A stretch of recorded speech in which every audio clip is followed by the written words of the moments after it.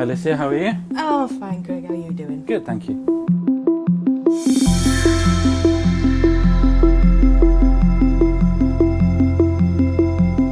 Well, I brought some bits and bobs in for you today, Craig. It's early days still, but I know you've used some of these before, but well, I just thought I'd reintroduce them. Okay, that's great. So what's these yellow flowers here? I've not used these before. Oh, it's gorse. I tell you what, they don't look much, but it's that.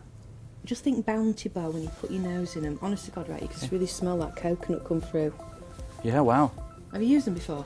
No, never. But I think as a base for an ice cream or maybe a panna cotta, it'd be great. Yeah, any infusion type of thing. Even if you put like I did a syrup with it, so you could like get a really intense syrup flavour with it, or you could do, you know, like you say, your panna cottas, your ice cream. Sure. Anything coconut based as well. It could just finish it off and give it that extra aroma, couldn't it?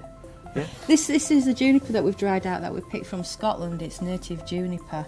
It's actually there's quite a few varieties of juniper. Most of the ones you get down south. There is a juniper vulgaris which does look quite conifer-ish, but this is proper native, steeped in tradition juniper, and we get the fresh green juniper berries on, which is quite tricky sometimes. What you can also use on this, we use the branches as well. So once the berries are extracted, you can roast the branches off, and we broke them down to a really fine powder. Then you can use that for seasoning meat, venison, like we used last year. Yeah, and you can use all the stick with the berries in the sauce, with the syrup. And it works really well, and you've got that connection with sort of, you know, all the ingredients and using absolutely everything from the berry to the branch. And that just keeps your larder with your forage food going all the way over winter, like they would do like centuries ago, wouldn't they? It's a bit like tending your garden, but your garden is actually the countryside, so you make sure that everything that you pick comes back bigger and better.